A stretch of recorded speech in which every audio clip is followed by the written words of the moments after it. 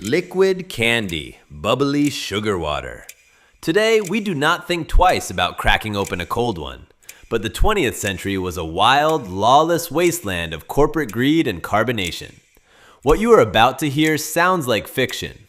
I assure you, it is all terrifyingly real. Imagine giving your toddler a bump of pure Colombian marching powder. In the early 1900s, you could, and you probably did. Until 1903, Coca-Cola was not just a clever name. It contained real cocaine, plucked straight from the coca leaf.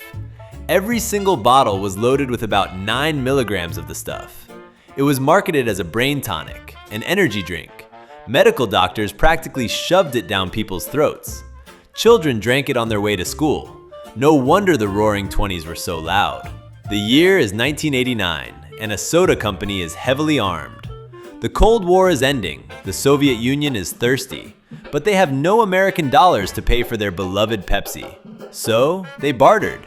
With weapons of mass destruction, the Soviets traded 17 submarines, a cruiser, a frigate, and a destroyer, just for soda syrup. For one glorious, terrifying week, Pepsi was the 6th largest naval power on planet Earth. Let that sink in. Your favorite bright orange soda has a dark, fascist past. It is 1940. World War II is raging. Nazi Germany is entirely cut off by an Allied blockade. They cannot get Coca-Cola syrup. Panic sets in.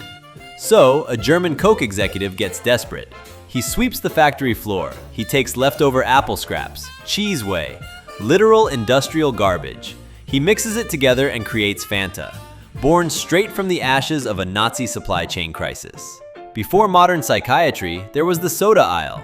In the 1930s, the world was crushed by the Great Depression. People were miserable. Enter 7-Up, or as it was originally called, bib label lithiated lemon lime soda. Catchy. It contained lithium citrate, yes, the heavy-duty psychiatric drug used to treat bipolar disorder. You could just walk into a diner and order a glass of liquid lobotomy. They marketed it as a cure for the economic blues.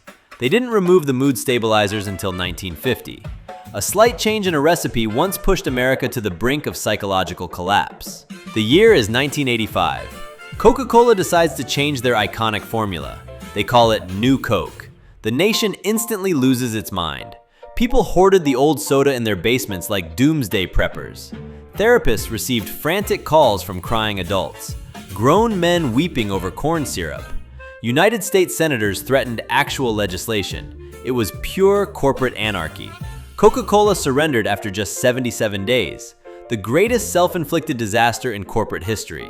Marketing translation is tricky, especially when you accidentally promise to raise the dead.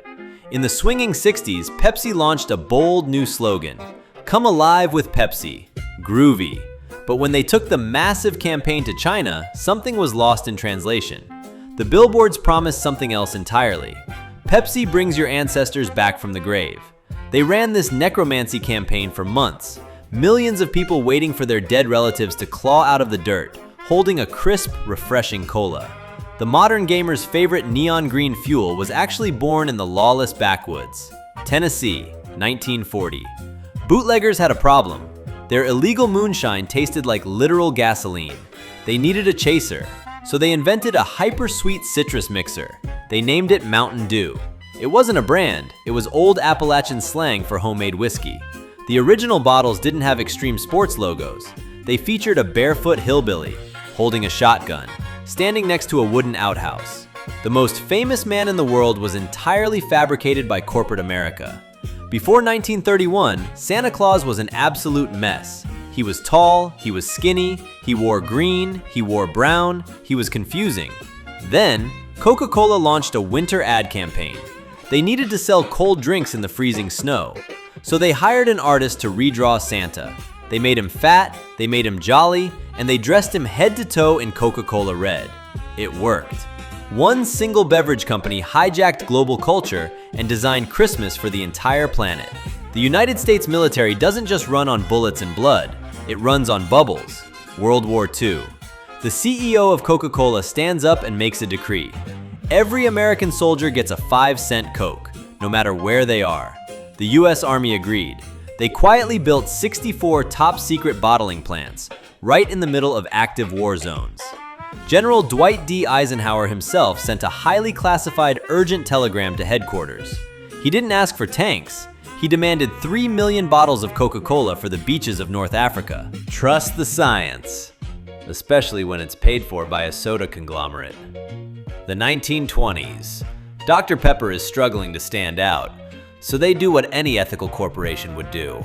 They buy doctors. They ran national ads featuring men in white lab coats.